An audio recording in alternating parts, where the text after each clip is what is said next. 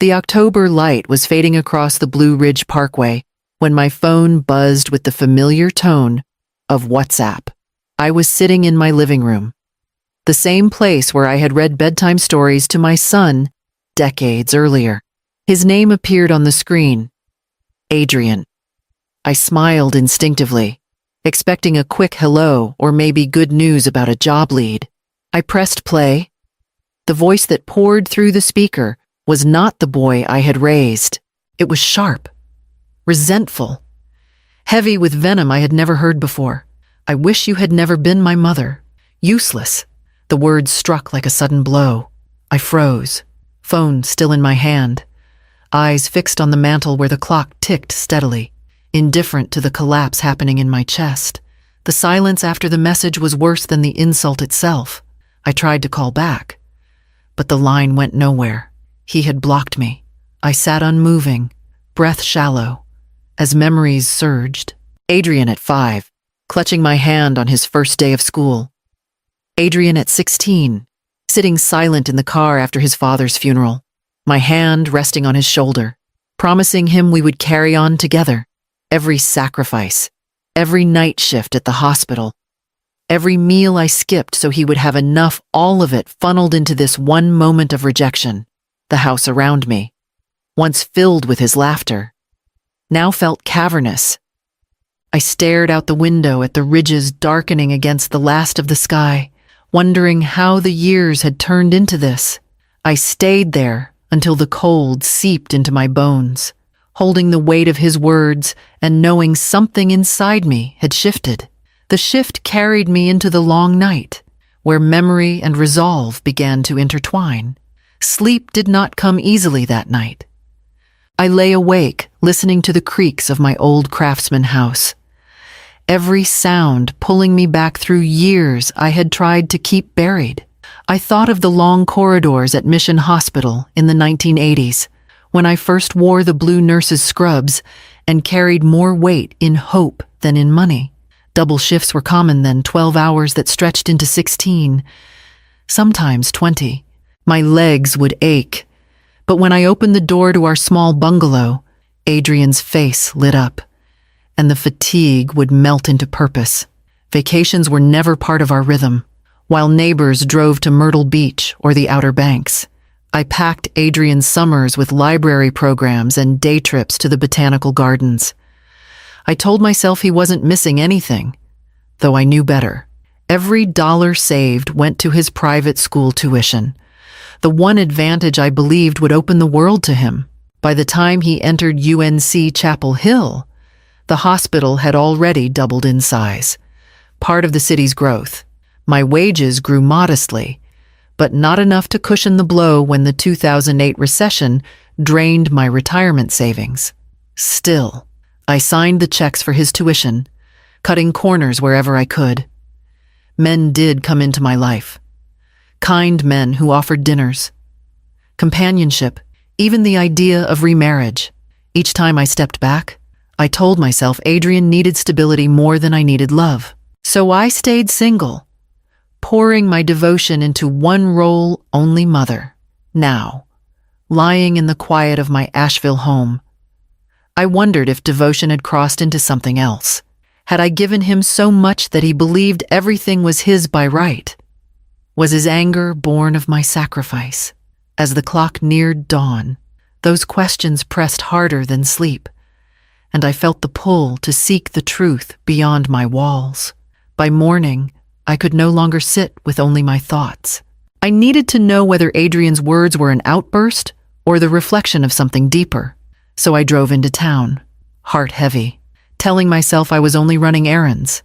My first stop was a bar off Merriman Avenue, a place I knew he sometimes visited with his friends. The bartender, a man with silver hair and a tired smile, poured me a coffee when I asked about Adrian. "Nice kid," he said at first, but then he leaned closer, lowering his voice. "He likes to brag after a few drinks. Says his mom pays for everything so he doesn't have to lift a finger." Folks laugh, but it never sat right with me. I thanked him quickly and left, hands trembling as I reached for my car keys. The words stung because they sounded rehearsed, not the slip of a drunk tongue. Next, I stopped by the gym near Biltmore Park, where Adrian kept a membership under my account. The receptionist, a young woman with bright nails tapping against the counter, smiled politely. When I asked if he came often, she nodded. All the time. He told us once he fakes job interviews to get cash for new suits. Said it was the easiest hustle in the world. Her laugh faltered when she saw my expression. I drove to Asheville Mall as the sun dipped behind the mountains. Inside a clothing store, the clerk folded shirts while I pretended to browse. When I mentioned Adrian's name, his face lit with recognition. Oh yeah, the guy who joked about how easy it is to squeeze his mom for money. Said it's like having an ATM with no fees. I held a blouse in my hands, knuckles white around the fabric. My body wanted to reject every word, but the pattern was undeniable. 3 voices, 3 places, none connected, all echoing the same truth. By the time I walked back to my car, night had fallen across the parking lot, and I knew silence was no longer an option. Something had to be done before his mockery consumed us both. The parking lot lights at Asheville Mall were still burning in my mind when I returned home. I set my keys on the counter, sat at the kitchen table, and stared at the phone as though it might decide for me. For nearly an hour, I paced the length of the living room, touching the framed photographs of Adrian in his graduation gown, in his soccer uniform, at the hospital steps the day he was born. Each image pulled at me, whispering reminders of love and duty. But each whisper was drowned by the bartender's words, the receptionist's laugh, the clerk's careless remark. At last, I dialed a number I hadn't called in years. Samuel Greaves answered on the second ring. His voice was as steady as I remembered. The same lawyer who had guided me through the chaos after my husband's sudden death. "Maribel," he said gently. "What's wrong?" I told him everything, not in dramatic bursts, but in the quiet tone of someone who had already mourned what was lost. When I finished, I heard him draw a slow breath. "You know," he said, "the condo in Raleigh is under your name alone. Same with the Honda. Legally, you can dispose of both however you see fit." I pressed my palm against the table, grounding myself. How quickly? For the car? Within a week. The condo? Perhaps 3. But Maribel, once Adrian learns, there's no turning back. The weight of that warning pressed harder than his words. I pictured Adrian's face as a boy, smeared with chocolate from birthday cake, then the man he had become. Sneering through a phone line, my chest ached with the collision of those memories. "I want them listed immediately," I said at last, my voice quieter than I expected. "No delays. And this stays between us until it's done." There was a pause. Then the sound of a pen scratching across paper. "I'll prepare the documents. I'll need your signature tonight, if you're certain." When the email arrived, I read it 3 times. My hand shook as I signed electronically. The cursor hovering before I pressed. Confirm. Guilt clawed at me. But so did his voice. "I wish you had never been my mother." I closed the laptop. The decision was made. And by morning, the wheels of change would already be turning.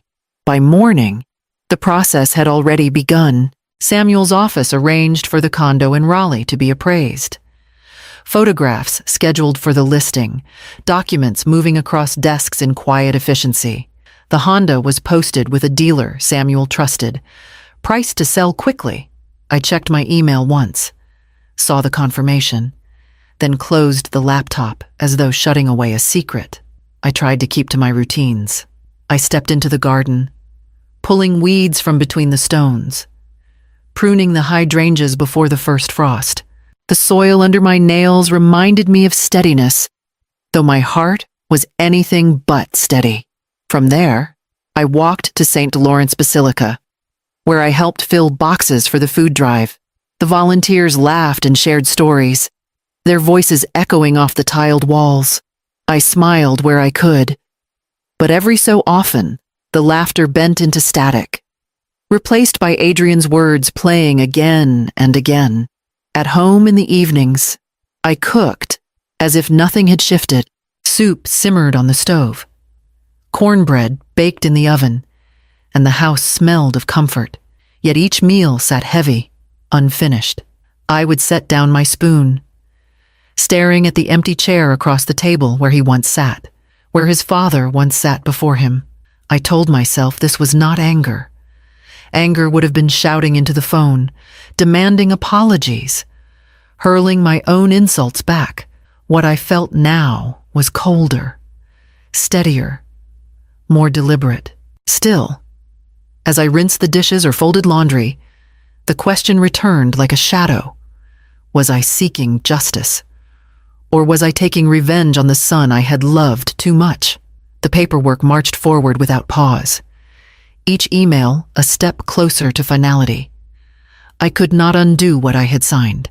I could only brace for the moment when Adrian realized everything he leaned on had been swept from beneath him. The silence of the house deepened with each day, pressing against the windows and doors, waiting for the inevitable call that would break it apart. The phone rang just after noon, his number flashing across the screen. For 3 days, I had lived in the stillness of waiting, each hour another turn of the wheel I had set in motion. I answered, bracing myself. "Mom, my car's gone." Adrian's voice cracked with panic. "It was in the lot last night, and this morning it's just gone. I called the police. They said it wasn't stolen, that the registered owner authorized removal. That's you, isn't it? You can't do this." I closed my eyes, steadying my breath. I could, and I did. "What about the condo? The realtor called me this morning about some appraisal. Tell me that's not true. Tell me you didn't. It's already in escrow," I said, the words landing like stones. Both were mine. "Adrian, you only borrowed them." Silence stretched on the line, then erupted into fury. "You can't just take everything from me. I've lived there for years. I've built my life." "No." I cut in, my voice low. "You built nothing. I built it. I paid for it. And I let you believe it would always be yours without effort. That ends now." The anger cracked into something raw. "Please, Mom, don't do this. I'll change. I swear. I'll get a job. I'll make it right. Just give me another chance." My hand shook, the phone trembling against my ear. But I forced my words to come out steady. "You will change, but you'll do it without my wallet." I could hear his breathing, uneven, on the other end. A boy's desperation, not a man's resolve. He started again, softer this time, almost begging. "Don't leave me like this. I'm your son. Don't you love me, love?" I thought had never been the problem. Respect had, and the moment I hung up, the balance between us shifted forever. The silence afterward was deeper than before, but it no longer belonged to fear. It belonged to consequence, and I knew he would feel it long before he found where to place his feet again. Word traveled quickly. Within days of Adrian's frantic call, my phone rang again. This time with my sister's voice. Lucinda insisted we gather, just to talk things through. I agreed, though I knew what awaited me. We met at my dining table, the same one where holiday dinners once stretched long into the night. Lucinda came first, clutching her handbag tightly, followed by our cousin Elias and Adrian's Aunt Gloria. They exchanged wary glances before the questions began. "He's just lost," Gloria said, smoothing the hem of her jacket. "Young men make mistakes. Selling his home and car. That's too much. He's not a criminal." "Maribel," Elias added, leaning forward. "He's your only son." I listened, letting the words wash over me like a familiar hymn. Then I spoke. Each sentence measured. I told them about the bartender who heard Adrian brag that his mother was an endless purse, the gym receptionist who laughed about his false interviews, the clerk who repeated his words about squeezing me for money. I laid out each fact, Each humiliation, like stones on the table between us. Silence thickened. Lucinda's face softened, then tightened again as though she had been holding something back. Finally, she sighed. He came to me last spring, she admitted quietly. Said he needed a small loan, just a bridge until he found work. I gave him $2,000. He never paid it back. And when I asked, he got defensive. Gloria's eyes widened. Elias shook his head. The defenses crumbled without further debate. For the first time, I saw in their expressions what I had lived with in private recognition that Adrian's story had never matched his reality. The room settled into uneasy quiet, the kind that follows a truth no one can deny. I felt neither triumph nor relief, only the weight of their understanding pressing alongside my own. By the time they left, dusk had fallen over the mountains, and the house seemed to breathe differently, no longer carrying his version of events, but mine. It was then I understood that his story had begun to collapse outside my walls, and the next collapse would be his own.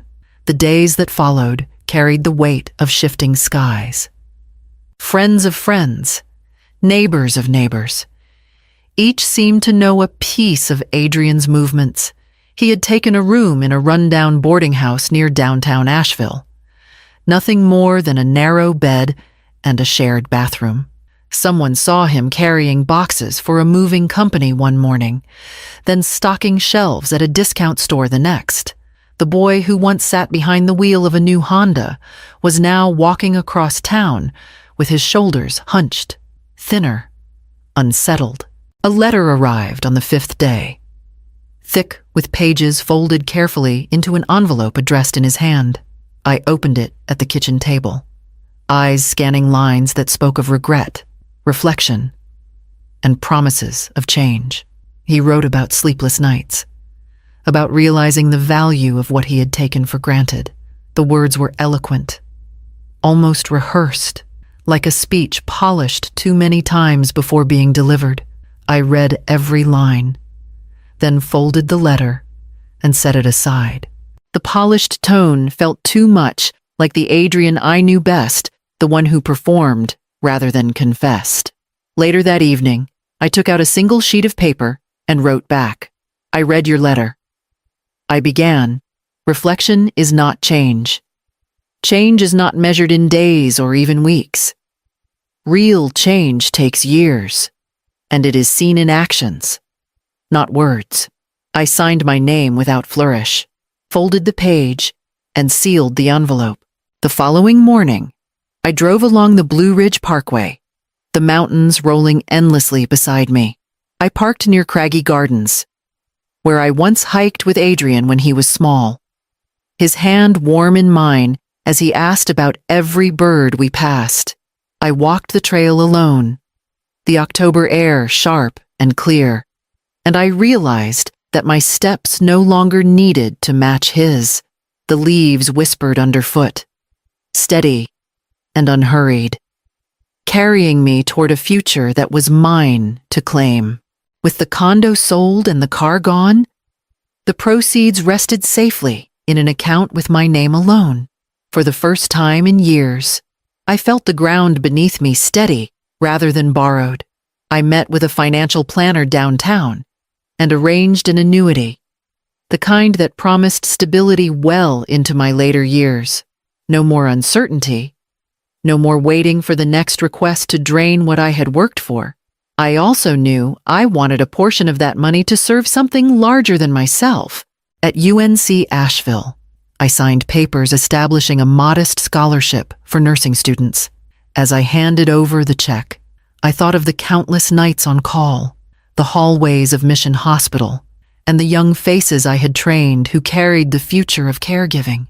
It felt right to leave something enduring, a gift untainted by entitlement.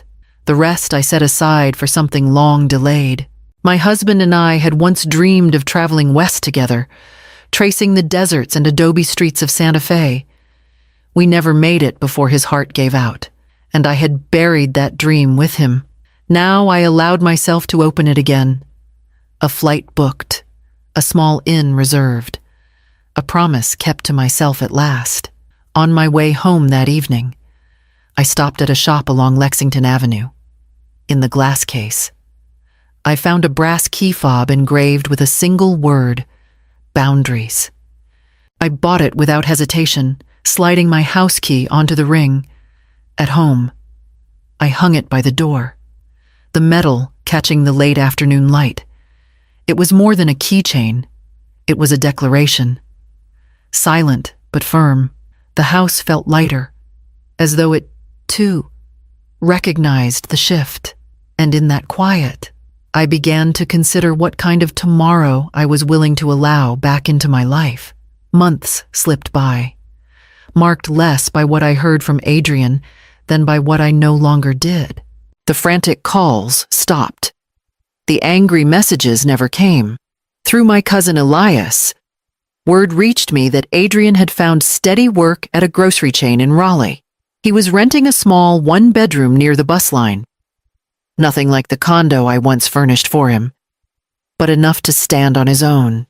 Elias said he looked thinner, quieter, almost humbled. No more jokes at my expense. No more boasts about easy money. I carried the news with a cautious heart. Humility was new territory for him, but I knew better than to confuse the first steps with the whole journey.